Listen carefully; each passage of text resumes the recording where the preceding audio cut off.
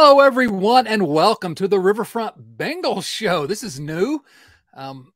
This is episode number 13 of what I believe is the world's second most dangerous podcast, where we discuss the Cincinnati Bengals and occasionally Turk Schonert. I don't know if I'm pronouncing that correctly, but former Bengals backup quarterback. Anyway, I'm sitting in for Nate this week. I'm Chad Dotson. As you know, Nate's off enjoying some sun and fun in the Dominican Republic, and so I'll be your host for this wild ride. Joining me this week is the Riverfront's resident Bengals expert, your friend and mine, Joe Farsing. Joe, thank you for allowing me to come on your show and talk to you.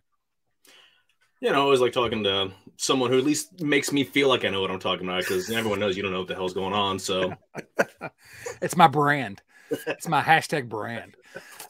Also with me, a longtime friend of the Riverfront family, Reds expert and a Bengals expert now, a guy I'm excited to finally talk about the Bengals with. It is Chris Garber. Chris, how are you? I'm doing well. Thanks for having me. Get ready for some lukewarm and unsubstantiated takes. Oh, that's your brand. As you've come to expect, yeah. So, Joe, you're going to have to carry us this week, but hopefully the wheels will not fall off before we can get this thing, before we can land this plane. Before we go any further, if you're watching, well, it literally already happened. Chris, you want to talk about how the wheels have already fallen off this show? Yeah, as we had a little hiccup warming up, lost a wheel on my office chair here. Almost took a spill. So if you see me exit stage left in a hurry, that's what's happening. He's balancing precariously. Before we go further, if you're watching on YouTube, hit that like button, smash the subscribe button. If you're listening to the audio version, just subscribe. You're going to want to listen to this every week, because Joe and Nate every week are just they crack me up. I know we're getting some great feedback, and I'm just loving what's been being built here. Everywhere you find podcasts, Apple Podcasts, Spotify, Google Podcast, whatever. Where do you find it? So is it on record? It is on vinyl. You can, but you have to only certain local Cincinnati area record stores you can buy it. Listen to us on 78. Exactly. So we come, and I'm what a time for me to actually be here, because I think the last time I was on was after the first Pittsburgh Steelers game, of the opening game of the season, and so we're back now to discuss a game that went a little bit better this time around. Joe, recap this game for us. Talk a little bit about what happened this weekend. Big win, important win in the AFC North for the Cincinnati Bengals. Yeah, this is the one game that they absolutely had to win on their schedule. All wins don't exactly count the same when you figure if they'd have lost this, they'd be 0-4 in the division, and there are fewer games to make up when you're looking at the upcoming road ahead. So yeah, this was, this kind of happened the way, if everyone should have watched last week's episode, and it went the way that Nate and I kind of projected. Bengals would win. Final score was closer than the actual result was. So Joe Burrow was cool, calm, and collected. 22 of 29, 355 yards, 4 touchdowns. He was absolutely on fire. 2 interceptions, and neither of them were really his fault. TJ Watt is just a freak of nature, and I can't wait for him to retire. Whenever the hell that is. I mean, that's the second time he's had just some freak interception, jumping up, betting the ball down, and coming up in one move. This guy's just a freak. So, running game was about as ineffective as it's been most of the season, which was fine. Defense was trash in the first half. I mean, the Steelers hadn't scored 20 points in a game all season, and they gave up 20 points, or they scored 20 points against the Bengals defense in the first half alone. So that was kind of worrisome, but they did as they usually do, and we're pretty much lights out in the second half. So, hey, Joe, was it true that the Steelers hadn't had a play longer than 10 yards all season? They hadn't had a touchdown. Sunday? They hadn't had a touchdown over 10 yards all season, and they had 2 in the first half. So again, it was a very unideal start for the defense. So they struggled. They're getting some guys back from injury. They're, Cheeto's out for the rest of the year, so they're still struggling with communication, and that's something that they need to fix as soon as, especially in the backfield with them. Mahomes coming up on their schedule soon, and Josh Allen, towards the latter part of the season. But it's turned things around in the second half, and they played a lot better. Were you guys having some flashbacks, though, in that first half to the first Steelers game where the Steelers are trash? I mean, they really not a very good team, but yeah, I was like, here we go again. I was afraid. And the defense, they gave us some points in that first half. Were both of you sort of having those flashbacks? You want to take that? Go ahead. Yeah, I mean, just the weird in the first half was the tipped interception. I don't know if it was Spillane or somebody. Somebody tipped it at the line, and cornerback dove in front and made a hell of a catch, in front of Mike Thomas for the interception. So yeah, just that fluky shit that seems to happen only against the Steelers. That like crap, this is here we go again. But we have Joe Burrow. We haven't had. And that was the difference, right? I mean, the first half of the first game, Burrow looked bad. Yeah, he looked uncomfortable. His timing was clearly off. He was in no rhythm. I thought he looked like physically weak that day. He looked underweight still. Yeah. So that was a little scarier, when he's not on, you're like, well, it's hard to win when Joe plays like this and we have bad luck. This Sunday, at least Burrow was still Burrow in the first half. So that gave you a little bit of hope that, and I think we also had much more proof the Steelers were and are terrible. And that over given enough time, I was confident that talent was going to win out given enough time. Yeah. I mean, there was enough time. Yeah. Thankfully. I was kind of expecting a couple turnovers. And Kenny Pickett's been very generous handing the ball over to the other team. But, yeah, I mean, it was one of the games to where the first game, Burrow, it was very clear. He hadn't taken any snaps. He had only been with the team for a couple of weeks, coming back from the appendicitis and everything. And they still almost pulled it out. I mean, he was terrible, but he still threw for 338 yards, 2 touchdowns, even with the awful, 3 interceptions and fumble in the first half. So talent ultimately will win out. And Mitchell Trubisky is actually probably a better quarterback than Kenny Pickett. So, which isn't really saying a whole hell of a lot, but yeah. I wasn't sky wasn't falling in, we'll say, at that point. Like, even when the fluky crap was happening, you're still like, okay, well, we still have the better team on offense, and they're still going to turn the ball over. So, well, Joe, talk about the defense, because that's to me as well. That it was night and day basically between the first half and the second half, I thought. Yeah, and a lot of the issues on the that they had were just coverage issues and communication issues. Cam Taylor-Britt this is only his 4th game, I think, in the NFL. He should be battling for the number 2 spot with Eli Apple, whereas right now Eli Apple is the number 1 cornerback, which is not ideal. You can see after the one play, it was a miscommunication by all parties involved, but George Pickens was wide open in the end zone, and Pickett made a bad throw, and Jesse Bates came over and put his arm around Cam Taylor and talking to him, said, listen, you can see him coaching and teaching him. And those are things that, that are awesome to see, and clearly if you look at the second half and how much better the coverage was outside of the wide open touchdown that Pickens dropped in the fourth quarter, communication and coverage was a lot better. So these are things that are going to get better as the season moves on. That being said, Jermaine Pratt was absolutely everywhere. And I know we'll talk about him a little more when we get down to another section, but he had 7 or 6 stops, which are, those are counted as defense or offensive failures. Those are, runs that are tackled for loss or tackled short of the sticks.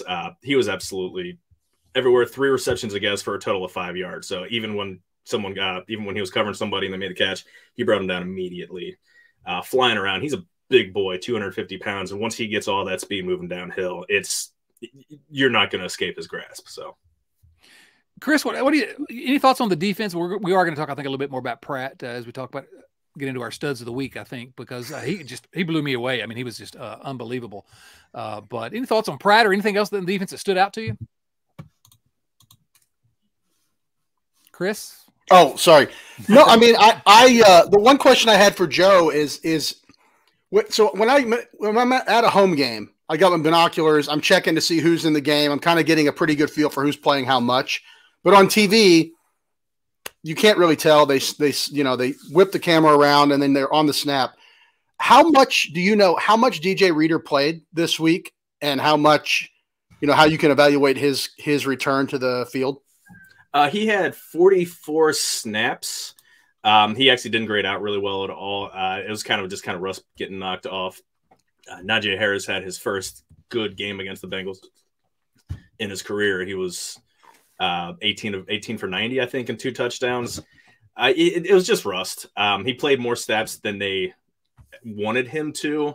They said he wasn't really on a pitch count per se, but they're trying to monitor and make sure. But the game that kind of lingered closer than they expected, he ended up playing more. But I would assume I'm expecting going forward, he's going to be back to his more typical solid, brick wall play there on the line.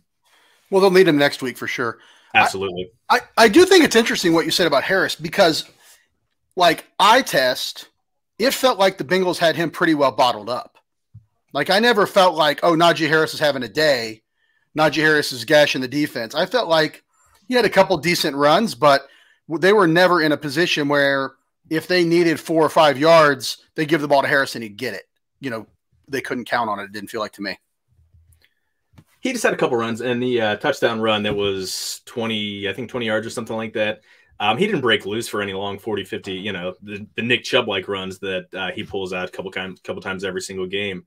I mean, it's not like he was getting 12 when they needed 4, but there were just a couple runs and he was effective enough that, again, I think when they, when the D line gets a little more healthy, Reeder gets the rust knocked off, and hopefully Josh Tupou will be back on the field against Tennessee as well. The guys that are playing meaningful snaps will be playing, be knocked down on the list. So going forward, I'm feeling a lot better about the run defense, especially heading into next week. Anything else that stands out before we sort of get into the some of the highlights or highlight some of the players, I guess? Anything else that stood out to either of you? Chris, I'll ask you first. Anything about the game? You were there. Anything in particular jump out? Yeah, well, I wasn't in person this week, but they're in Pittsburgh this week. Yeah, the question I took away from that is I'm still wondering like what Kenny Pickett is going to be. He didn't soil his uniform on national television, so of course there's been some press, kind of lauding his game on Monday morning, but. What do you guys see from him? Do you feel like this is a guy that we're going to have to worry about in the AFC North for the next 8-10 years, or is Pittsburgh going to be looking for another quarterback in 2024? I think he's the fifth best quarterback in the division right now. I would put Jacoby Brissett over top of him, to be honest with you. And David Copperfield. I mean, Deshaun Watson is, obviously better than he is. Again, rookie season, it's, you never know, what's going to happen. Everyone thought, the Dolphins were looking to replace Tua before this season, and now he's having probably the second best season of any quarterback. Season over season, you don't know how he's going to improve, but he's done nothing to impress. I mean, he's still at 3 touchdowns, 8 interceptions for the year. Struggles with communication. Some of those throws in the second half were just absolutely awful. Through behind and into the dirt when he had receivers open over the middle.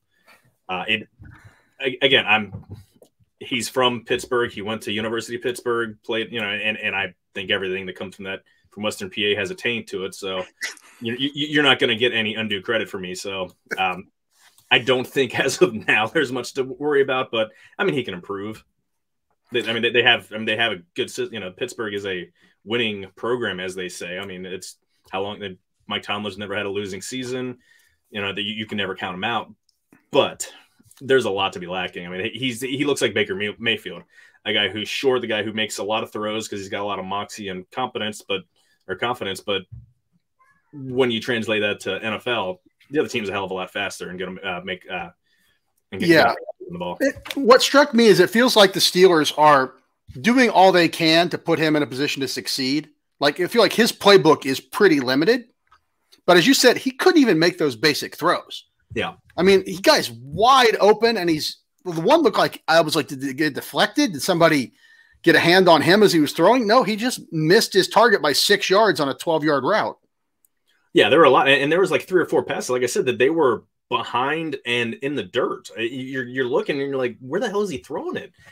And it wasn't a matter of him just trying to ground it or just trying to get rid of it. He had plenty of time, he had a clean pocket, could have gone through his progressions, and he just missed the open pass. Yeah. Again, it's his rookie season. I think it's really weird how the Steelers kind of played out the quarterback situation. I would have just thrown him in from day one. You have Mitchell Trubisky. he spent one season as a backup in Buffalo, and all of a sudden people think he's going to be a competent quarterback because he backed up Josh Allen. No, he's terrible. So I don't understand why they didn't just have him start from day one and, and work out the growing pains so that when it comes to this time of the season, you'd have a lot more of the communication and timing down with your receivers. But none of that really looked there. The plays that were made were plays that were, especially the ones downfield, because there's blown coverages. These weren't fitting passes into tight, into tight corners or tight windows. It's wide open passes because of busted.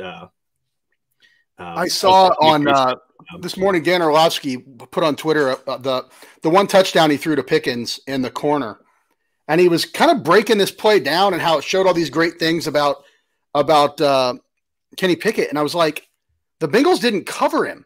Yeah, and they threw the ball up in the air.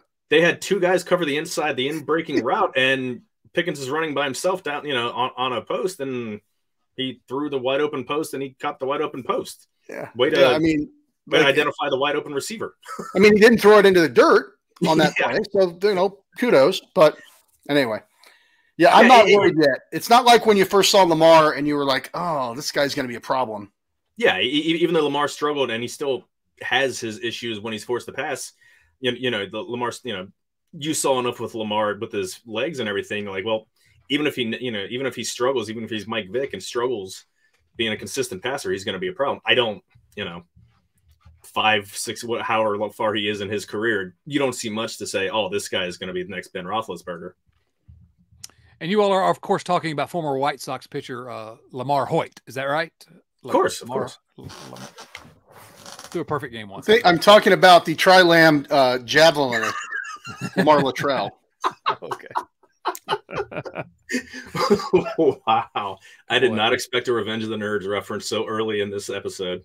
That was a deep cut. That was very impressive. Yeah, that was a deep track. Do we want to go ahead and hand out the awards for the week? Joe, what do you think? Why not? Well, the first award that you all give out. Can I just suggest that we add some fanfare to these awards? And I mean like literal horns before you announce the awards. Usually we have horn the section. Yeah. Like those long horns with like a flag hanging out from it. All right. Okay. You get us some of those and we'll test your theory out next week. All right. Sorry for interrupting. Our first award is what Nate and Joe always call the Stud of the Week. Tell me about it, Stud. Nate's grease obsession lives on even in his absence. It's creepy. I mean, she's like 50 years older than he is and dead. It's creepy as hell. I'm not going to lie. You big fan of Grease, Chris Garber? I mean, it's fine.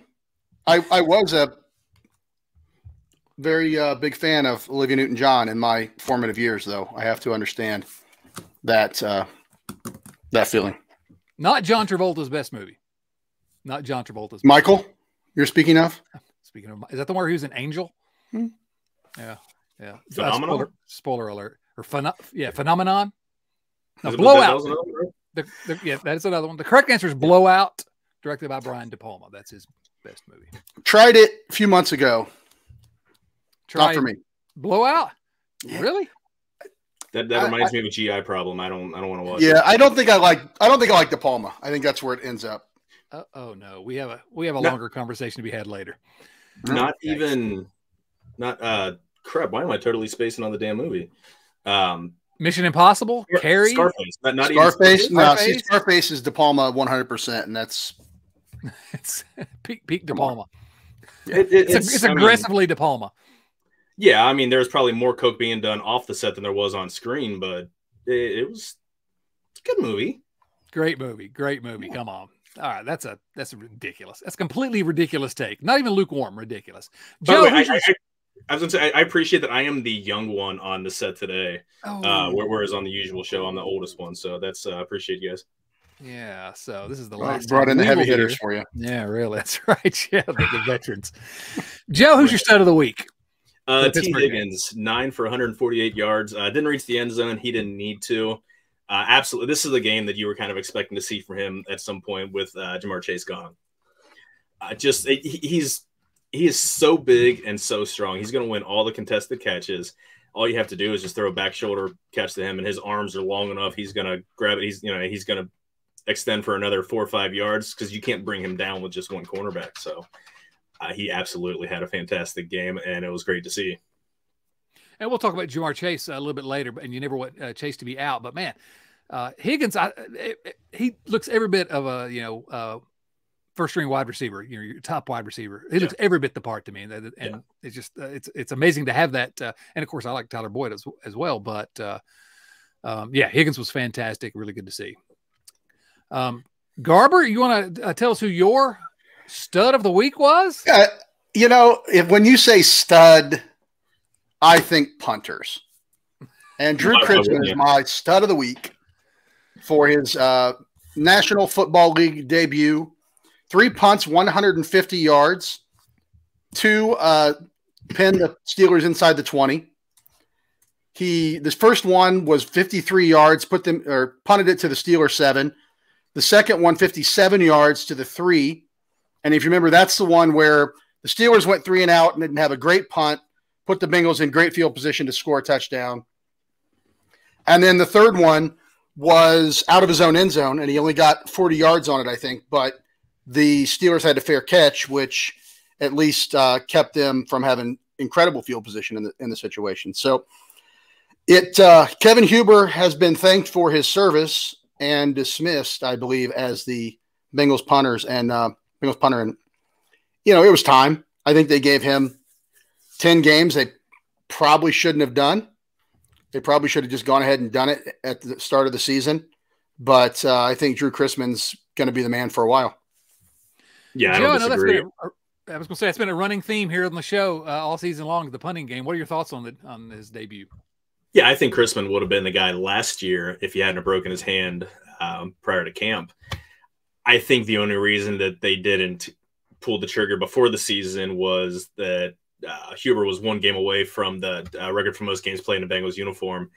And I don't know, maybe they didn't think that he was costing them games as much, and they just were going to go with him as long as until they needed to go otherwise. But yeah, Chrisman was, again, for a punter, and he only punted 3 times because the offense was humming pretty good.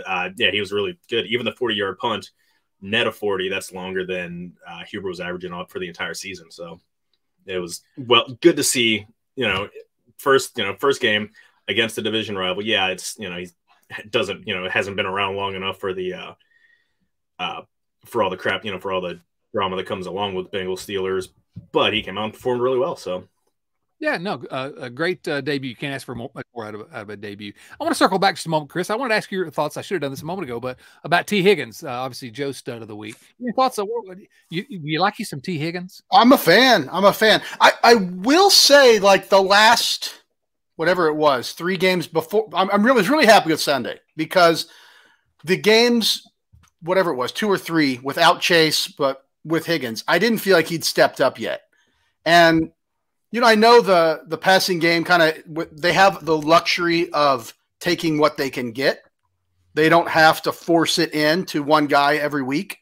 They sometimes do with Chase, but 1 week it's Hayden Hurst, the next week it's Tyler Boyd, the next week it's T. Higgins. So I was a little bit worried that maybe T. Higgins was not, a 1A receiver. That he was kind of the beneficiary of Jamar Chase and the other weapons. And I wasn't confident in that take because he was here before Jamar Chase and was really good. But it was just great to see him come through this week and really step up and display the kind of talent and performance that he can bring. Yeah, first game without Chase was the ugly, awful, terrible game against the Browns, and Higgins was 3 for 49. The second game was the Joe Mixon game, and he had 60 yards on 7 receptions, nothing explosive. But then again, they didn't really need to lean on him because Mixon was just rolling the entire game. But this was the game that they needed him. Now, you could say the Browns game was a game that they needed him, but everything was backfiring, and they completely and utterly shit the bed. So, but this is a game that you had to have, and he came out and just had a monstrous game. No question about it. My stud of the week, I wanted to go with, we talked about Jermaine Pratt a little bit, and so that's not who I'm going with. But let's give him a little bit of love. You know, the defense stepped up huge in the second half, as we've discussed. Jermaine Pratt, 8 tackles, 6 of them solo, 2 tackles for loss. His Pro Football Focus grade, he graded out at 91.5, which I know was the highest on the defense, certainly, I believe. And so just, I think, Joe, you were saying earlier, he was everywhere. Yeah, I mean, and absolutely flying. It wasn't like you just see him jumping on piles. I mean, he was the one making the initial hit in the hole. Yeah, he actually was even better last week. He had a 90, or like 2 weeks ago, the previous game against Carolina, he had a 92 overall score. So or overall grade. So he's been fantastic these past couple of weeks. He deserves a lot of the accolades that he's getting. So it's really interesting to see kind of again, I felt like the Bengals were really good against the run in both those games. And they kind of get there in different ways. They're not really doing it with Tupou and Reeder, but they're doing it with just incredible linebacker play and filling those gaps and just kind of doing it a different way. I thought Pratt was, in addition to being like fast and active, I think he was really physical on Sunday in a way that I always appreciate when they're playing the Steelers. I'd love to see some Steelers just get stood up and hit hard. Yeah. And Pratt really delivered on that. Yeah. Yeah. All right. It's Bengals have struggled for years and years and years to develop linebackers. They keep drafting these guys in the 3rd round, and you end up with guys like PJ Dotson and guys that just absolutely suck. Well, they finally hit on some 3rd round linebackers. Pratt was a 3rd rounder in 19, and Logan Wilson was a 3rd rounder in 20. And you might want to spend a little bit higher draft capital on them if you're struggling with production. But these are definitely maybe not difference makers, but they're solid. They fit very well on the defense. So.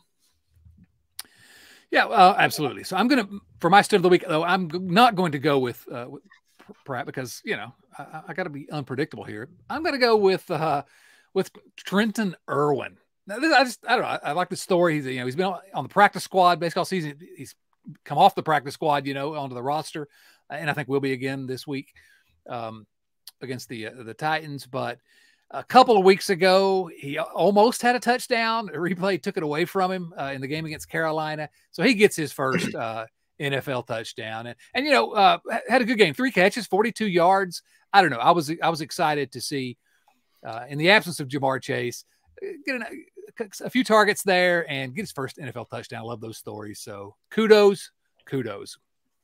Yeah, they elevated him to the regular 53 man.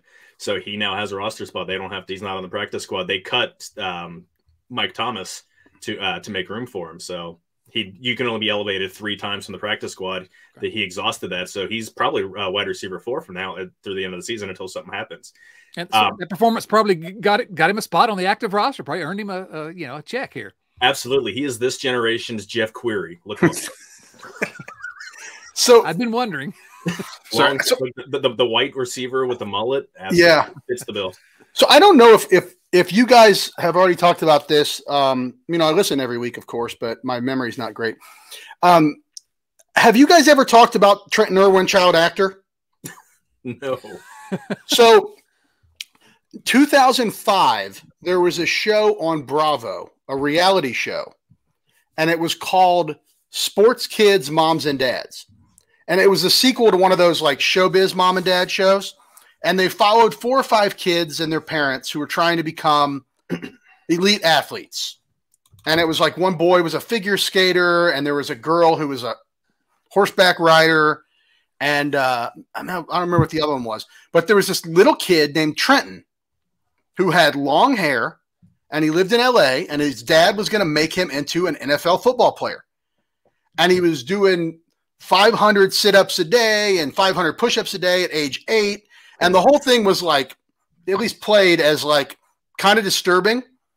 And, this guy's, the dad was this former journeyman college player, and he was going to make his kid into an NFL player. And again, the show was played as like, these are freak parents who are driving their kids into the ground and they're delusional. But that was Trenton Irwin.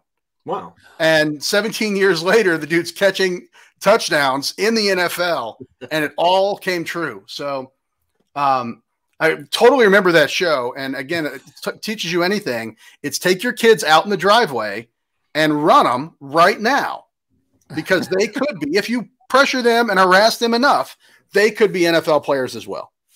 Some of those parents are psychopaths. It was a grandparent of a kid on my son's basketball team, and this was rec league. This wasn't even like a high level. This wasn't AAU or anything. And he was a really, really good player. He's going to make some noise in high school next year. But his grandpa's charting all of his shots, his 3-pointers and everything on every, and he's playing some of these kids that can't even dribble a basketball without double dribbling or traveling or anything. And it's like, what is wrong with you? Like, this is like, maybe when he gets to junior, 8th grade now, but when he gets to junior high and high school and, he's got that dedication, awesome. Have him put up, however many 100 shots every day, every morning, every afternoon, whatever. But like 4th and 5th grade, like, you're a psychopath. I don't understand that. I mean, luckily, none of my kids are going to be professional athletes. They're going to be professional, something that doesn't require coordination, because they got that from me. So, yeah, my kids as well. I just looked it up. Internet Movie Database. He does have Trenton Irwin does have an IMDb page. It shows his debut was as himself on TV miniseries Sports Kids Moms and Dads in 2005. He then appeared later that year on an episode of Quite Frankly with Stephen A. Smith, and an episode on Overbearing Parents. He was on The Morning Show with Mike and Juliet, and in 2006, he played a character named Josh in a TV movie called That Guy. This is a real thing. And now he's a touchdown scoring receiver for the hometown Bengals. Amazing. He's a machine.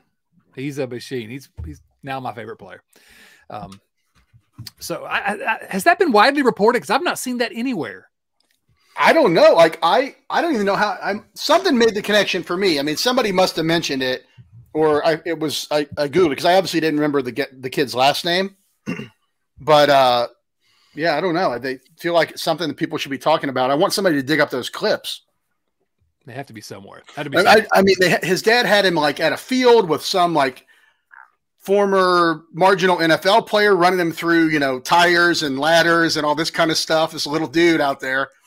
And these adults are all just treating him like he was a pro player, just getting ready for the combine. Well, he is now. Can't argue with results. That's right. All right. How about our duds of the week for this past week? Yes! Randy Watson! That boy is good. Good and terrible. Joe, who's your dud of the week this week?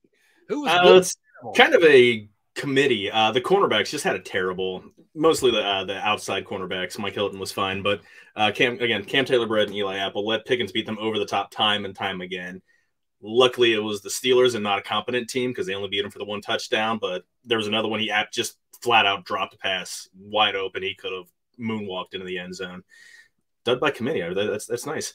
And there was another one. It would have been called back because there was a holding on the offense, but he was, again, wide open. Pickens completely missed the pass because Kenny Pickens is baby hands. But it's just a lot of issues with communication. And Eli Apple is inexcusable because he's a fifth-year player. I don't know how long he's been around. Enough to be hated pretty much everywhere outside of pretty much the Bengals, right? Well, hell, half the Bengals fans hate him. But these things need to get squared up. And it didn't hurt them too bad, but things need to get fixed. Chris, thoughts? Yeah, I mean, he ain't lying. I will say, when I was surprised to look at the stat sheet and saw that Cam Taylor-Britt was in on 12 tackles, and 9 solo, which I guess are like, he's in some way that's impressive. In other ways, you're like, your defensive back shouldn't be tackling that many dudes because that's a problem.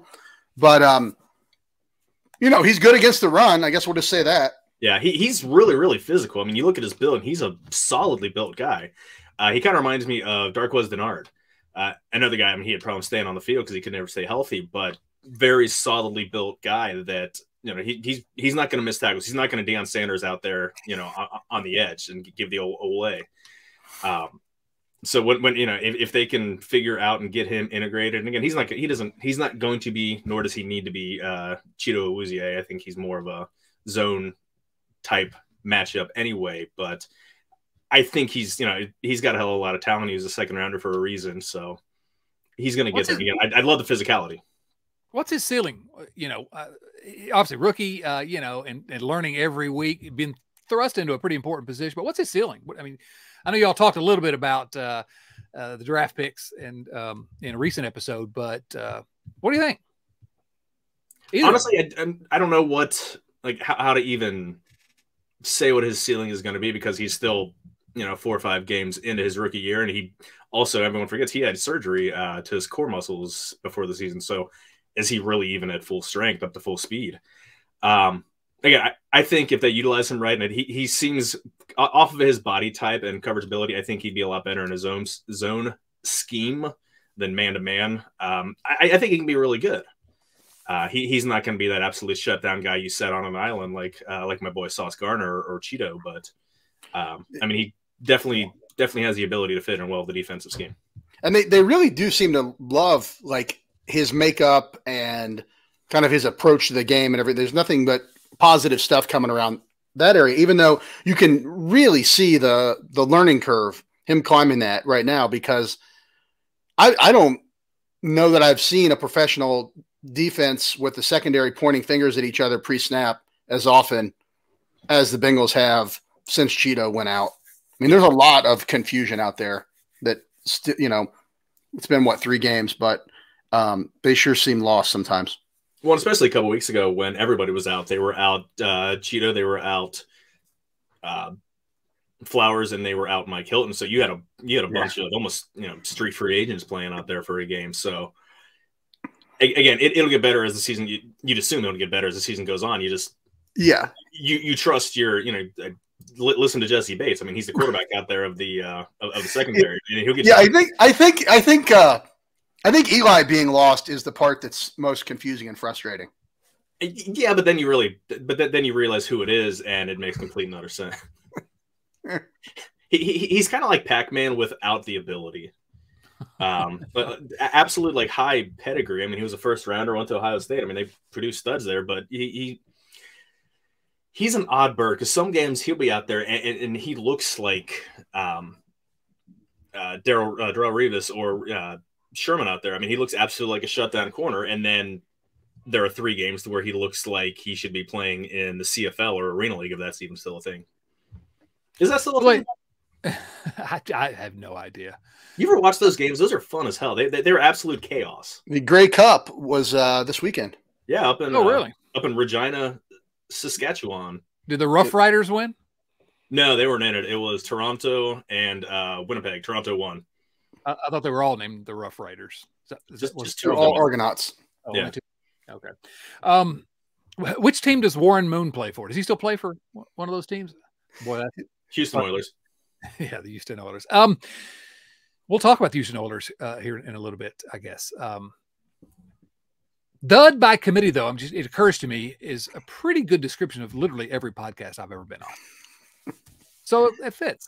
Chris, do you have a dud by committee, or do you I do also have a dud by committee, and mine is the kickoff return team, which really, the kickoff coverage team. Pittsburgh was averaging 22 yards per return on Sunday, which was, I would say probably the least impressive overall aspect of the day. If you want to break down the entire Bengals into position units and groups, I think they just didn't do a great job. The wind was bad, so McPherson wasn't able to just boot it into the end zone for a touchback. But dang, you can see why they like him to do that when they can, because they didn't do a great job of getting down there and tackling the guys. Yeah, special teams as a whole has been pretty poor on the season. McPherson's been kind of a little more up and down than what you'd expect, although he had a hell of a game on Sunday. Coverage has not been very good. Punting game has been piss poor. So some of those are things that you think are going to get better now that they've made some personnel changes. But, yeah, they definitely gave up some points there on some returns. My dud of the week, before we move on to some discussion of what's upcoming this week, important game for the Bengals. My dud of the week is punter Kevin Huber. I mean, really, the dude plays in 138 consecutive games, and he just decides not to play this week. I don't think he even showed up. That's a dud. Didn't even show up to the stadium. Yeah, he really didn't. Surely that's not true. Outrageous, completely outrageous. All right, so the standings at this time: Baltimore 7-3. The Bengals 6-4. Cleveland and Pittsburgh both 3-7. As we stand, the Bengals are the 7th seed in the playoffs right now. But I want to ask you all if you feel the same way that Joe Burrow said this week that he felt, which is that we're playing as well as anyone in the league, and we're about to go on a run. Joe, is he crazy? No, I think he's dead on. Just reading some of the national perspectives, and their offense has, especially the last 2 weeks, now they're not playing the greatest teams, but the Panthers and the Steelers have decent defenses, and they've run roughshod all over both of them. 30, over 30 points each week. They're now the 3rd highest scoring offense in the NFL, and that's been without they've rarely been at full strength. And even if Chase is back, they're still not going to be at full strength, because I'm not convinced that Mixon's going to be back from concussion protocol. They're getting hot at the right time. Everyone is that the offensive line is clicking. So offensively, the concern is defense, but offensively, they're as dangerous as any team out there. Well, Joe, can you update us on the injury news for the week, including the one that you just kind of teased a moment ago? A lot of pretty good news. Chase, per Zach Taylor in his press conference, he's kind of day-to-day. Burrow wholly expects him to play on Sunday, and he was back at practice today. He was dressed, and he was out there working. He wasn't working on the side field and on rehab. He was working on the field with the regular positions group. Wednesday's more of a walkthrough. They're not in pads or anything, but at least the first indication is a good sign that he's going to be able to get. He's going to be good to go for Sunday. And Sunday, of course, week 12, Cincinnati, I believe, opens at a 1.5 point favorite against at Tennessee. Is actually, are they dogs? They're favorites. Okay, that's what I thought I read. But then all right, so excellent. So Cincinnati is game and a half favorites at Tennessee. The Titans is a 4:25 game this weekend, a rematch of a playoff game last year in the AFC division round. Let's talk about the key matchups on offense and on defense. We'll begin with offense. Garber, what do you think? What do you see as the key matchup? The key matchup, I think it's Burrow against Tennessee, and can they shut him down? Their passing defense has not been great, and just yards per game, they're 3rd to last in the league. So hopefully the offense keeps rolling. It's interesting because it's just so incredibly ruthlessly efficient what Burrow's doing.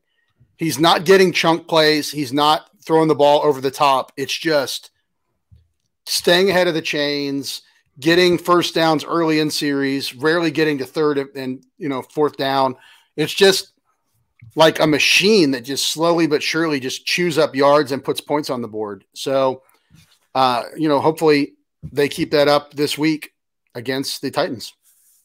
Yeah, just to briefly talk about that the big drive where I think they went 90 yards and Joe Burrow took them down the field, it really kind of changed the game. I don't believe they even had a 3rd down that entire drive, if I recall correctly. So, point well taken. Joe, they were efficient on first downs, and they had 2 drives that were 90-plus yards. Burrow was a combined 11 for 11 on those 2 drives, just marching up and down the field. And again, that's with 2 Hall of Famers on the defensive line, and Cam Hayward and TJ Watt. So it's not like they're out there facing a terrible pass rush.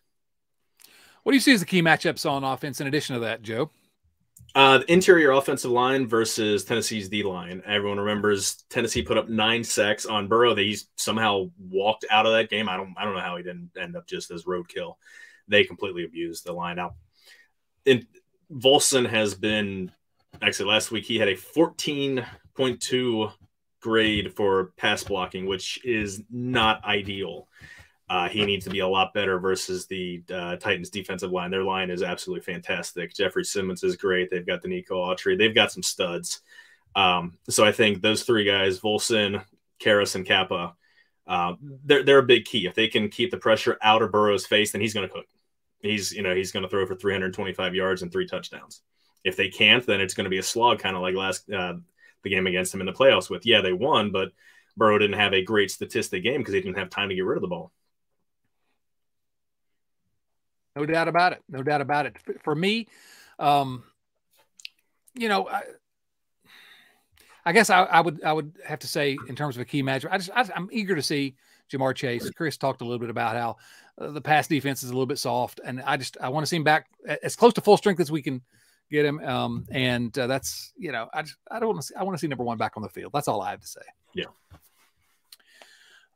Any other thoughts about key matchups on offense, or do you want to move on to the defense, Joe? I mean, it's really, they gave up a ton of yards in the air, and it does not bode well for them. They stopped the run very, very well, but especially if Mixon isn't there, Bengals aren't going to try to run the ball a whole hell of a lot anyway. So it's a game that offensively, if you can keep Burrow upright, it plays out, it lends itself to very highly in the Bengals' favor. Let's shift over to the defensive side of the ball, of course. Joe, what do you think? A lot of it depends on huge matchup is the Bengals D-line depth, and that's kind of more just an issue of health. Reader's back. Again, I think he was still a little bit rusty coming out next week. You got to figure he's going to be a little more effective this week. They run the ball Tennessee runs the ball more than 29 other teams. Only 2 teams run the ball more often. They need Josh Tupou practiced today, which is a good sign. He hasn't practiced in over a month. If he can go, that's huge. Jay Tufele had a couple of decent games, but he's kind of fallen back down to where you'd expect someone who's basically a practice squatter and was a casual, quick pickup at the end of training camp. So if Tupou's ready to go, that's very helpful.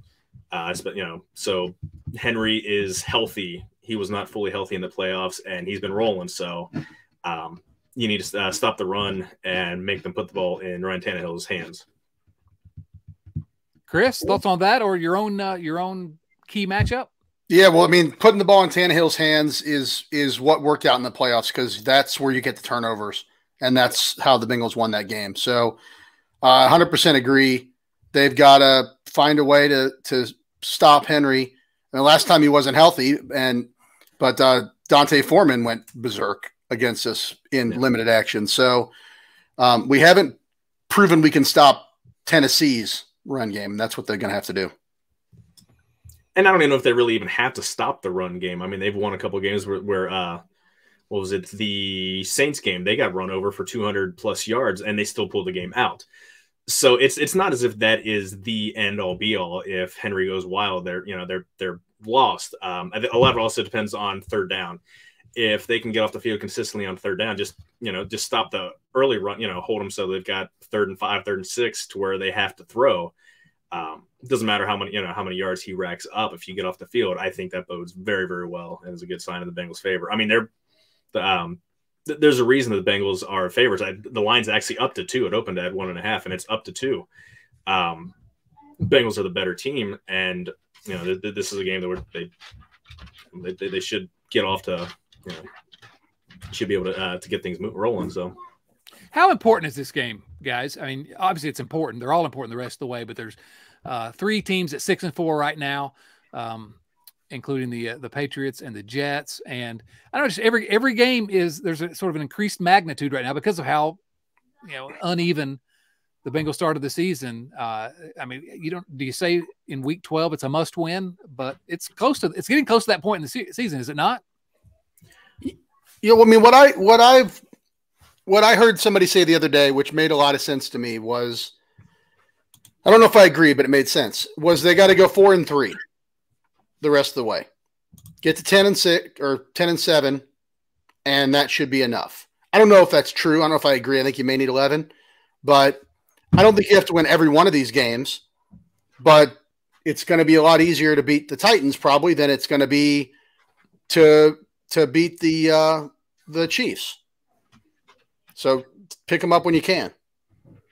Yeah, and the rest of the way the Bengals have the Titans, Chiefs, Browns, then Chiefs and Browns are at home, then Tampa Bay and New England on the road, and then they finish the season, that key matchup against the Bills, and hopefully the Bills are done by then, and resting a little bit, but then the Ravens in the final game. Unfortunately, that's not the case because Dolphins are ahead of them, and they're actually, I think, in 4th place right now, or no, I guess they're in 3rd place or 2nd place in their division.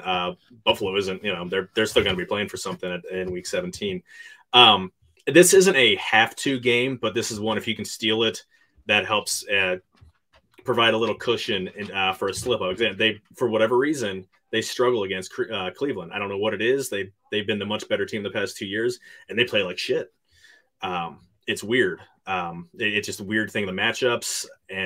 But if they can win this again, that gives them a slip up. I think 10-7 gets in. I don't buy the Jets. They're falling back to earth. Mike White is back to being quarterback now. As good as their defense is, they're not getting anything on offense. Speaking of good defenses and absolutely zero offense, Patriots. I think they're absolute paper tigers. They don't scare me. Yeah, the Bengals have to go there on Christmas Eve, and who knows what the weather's going to be like. But their offense is just awful. Mac Jones, I think, still has more interceptions than touchdowns. They don't scare me. Tampa Bay, they're 5-5. I mean, for as much talk as Tom Brady's the GOAT, they're not having a very good year. They've got a really good defense, and Brady's throwing for a ton of yards, but they're not Tampa Bay of 2 years ago. They really, that's not a game that the Bengals, I'm going to say, will win. I mean, they're on the road, but that's not a game that, you're looking at Kansas City and something like that. Kansas City's a game that, that a game that's absolute. You don't expect the Bengals to win, so I don't put Tampa Bay up in that boat, in that category. Yeah. So they've got wiggle room. That's why this isn't a must game, but it'll be a good game to have. You want to try to put distance between them and teams behind them, so you can avoid or afford a slip up. It'd be great to win 2 of those 3 road games. Yeah, absolutely. I mean, that would be, if they do that, I think they're in a really good spot. Yeah, and I think that's doable. I think all 3 of them are winnable. Yeah. I mean, you look at Tennessee's season. Yeah, they're 7-3. They haven't beaten anybody. Their one victory against the team with a winning record was the Giants in week 1, and the Giants in week 1 aren't the Giants, aren't the same Giants team that's playing right now. I mean, they beat well, I guess they beat the Commanders, but the Commanders are now 6-5 because they switched quarterbacks. They're not very impressive. Again, they run the ball well. I mean, this isn't 1995. Running the ball well and playing good defense is only going to get you so far, and that's what you found out in the defense or in the playoffs last year. So maybe they're tough and maybe they're going to win, but they don't scare me despite their record. So, do we want to make some predictions then for this week? You all made a pretty good case that 4-3 could be enough. You don't want, ideally, you're 5-2, 6-1 the rest of the way, but you made a good case. You've convinced me. 4-3. Pretty good chance that'll be good enough. But are we predicting that this is one of those 4 wins here this week? How do you see this game going, Joe? Yeah, I think they're going to come out fast as they have been the last handful of weeks. Maybe they're going to force Tannehill to have to throw the ball more in the second half because they're going to do just enough on defense to keep Henry from running all over the place. I got them winning 27-24. Our old friend Fat Randy Bullock is going to miss a potential 45-yard field goal at the gun. Maybe he's going to have some calves seize up on him like he did for the Bengals against the Chargers a couple years ago. But he's going to fail at some point. So that's great.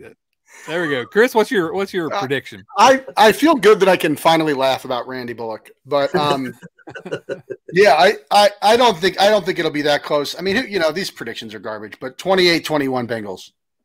There we go. I think the Bengals, Joe says a fast start, but I think the Bengals are going to start out slow, going to get behind early. Joe Burrow is going to accidentally step out of the back of the end zone. It's going to be early safety, first 4 or 6 minutes of the first quarter, but then the defense will step up and they'll end up winning 48-2. That's my prediction. 48-2 Bengals win. Hey, that's a scoregami. There's never been a 48-2, I'm sure. Actually, I don't know. There has been a 48-3 though. Amazing.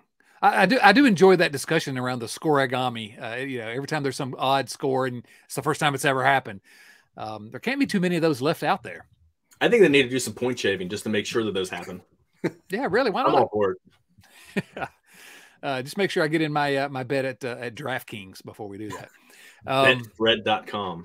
There we go. Exactly. All right, Chris, we'll start with you. Any final thoughts about the Bengals, about this week? Anything? Happy Thanksgiving. Eat lots of food. Watch Detroit beat Buffalo tomorrow, and Buffalo's new home field. And right. See you all on Sunday. Man, no one should ever have to go to Detroit. That's the worst. Joe, final thoughts? Did you see some of the stories that was going on in Buffalo about how neighbors were helping dig out some of the driveways of the Buffalo players on Saturday. That was absolutely fantastic. My thing is, they knew all this beforehand. They knew all the snow was coming. Why the hell didn't they leave the day before or 2 days before on Thursday and fly and and stay in the hotel? Well, again, it's Detroit. But it's Buffalo. I mean, Buffalo isn't exactly a huge step up from anywhere. Yeah, but do you really want to go to Detroit early? I mean, I think. Yeah, they're going to stay late. Did they stay? I don't even know. I assumed they were just going to stay till Thursday, but I wondered about that because I mean, you still have to find practice facilities for I mean, you're only going to have probably a walkthrough since they're a quick turnaround. But I just go over to Windsor and hang out over in Ontario. I mean, that'd be fun. Well, then you gotta make sure everyone's got their shots before they go to Canada. True that. All right. Anything else, Joe? I got a hot take. Turkey sucks. Oh, no. Not wrong. I mean, it's bland. It's fine if you smother it in gravy or have, I eat turkey because that's what you do. A couple years ago, my boss gave me a honey baked ham, and I had that and didn't have any turkey, and it's so much better. We had a honey baked turkey for Thanksgiving last year. That's interesting. Top notch. It's the way to go. We're doing tomorrow because we're having to postpone our Thanksgiving because of sickness. We're having steak Alfredo, so that beats all that shit. So, that is much wife better. Although best damn Alfredo, and you guys don't get any of it. I will agree that that ham is superior to turkey, but I can't sign on to your legislation outlawing turkey because I like turkey. To outlaw it, it just sucks. It's overrated. It's pretentious. Possibly, it's the Kyle Farmer of holiday meats. Wrong podcast. Farm turkey. Sorry, yeah. Goodbye, Kyle. Yes, rest in peace. Here's my hot take for you before we're out of here. Holiday related hot take: Die Hard is a Thanksgiving movie. No, that reminds me. There is a new 4K Blu-ray of Planes, Trains, and Automobiles, the actual only Thanksgiving movie, that supposedly has an hour of new footage. Do people buy Blu-rays anymore? Well, I think I might do it because I want to see this new footage. I saw one clip, and it was John Candy smoking a cigarette and eating a chili dog at the same time. That seems like that was off camera. Yeah, you gotta see that in 4K. I mean, that's exactly. And part of the chili drops off on his shirt, and he flicks it across the room into the trash can from like 20 feet. It's I mean, I think that editing decision alone cost him the Academy Award that year. Who won the Academy Award that year? Was that 87? Should be 87. Chad, you're the movie guy. Who won the Academy Award? 87. I don't know. Was that Untouchables? See, there's DePalma again in a bad movie. Oh, come on. Try to watch it. I've watched it. Sean Connery won Best Supporting Actor that year. For Paul Newman, Color of Money, Best Actor. Okay. Well deserved. Okay. But I love me some Paul Newman. Michael Caine, Hannah and Her Sisters. Although that might be the year before. What I like is Sean Connery wins the Academy Award for Best Supporting Actor, and he played that whole role using. He's supposed to have an Irish accent, but it's and he kept a Scottish accent. Yeah, just went with a Scottish accent. I'm not doing that. And he still wins. What's the difference? What's the difference, right. Really? That's right. Why would one claim to be that which he's not? Guys, this was fun. Joe, I hope it's okay for you. Hope we didn't infringe on your territory too much here. Nice, get a little bit of a change up. Yeah, it was fun. It was good. Glad to do it. This is again the Riverfront Bengals show. Thank you everyone for listening and supporting. Remember to subscribe to the show. Subscribe to it either on YouTube or in your favorite podcast app. You can find us on Twitter, Instagram, Facebook. On Twitter, we're at TR Bengals Show. At TR Bengals Show. Other places we're at Riverfront Cincy. I don't know, guys. This was fun. Appreciate you letting me pile in here for Chris Garber and the man, the myth, the legend, Joe Farsing. This is Chad Dotson saying, so long, everyone.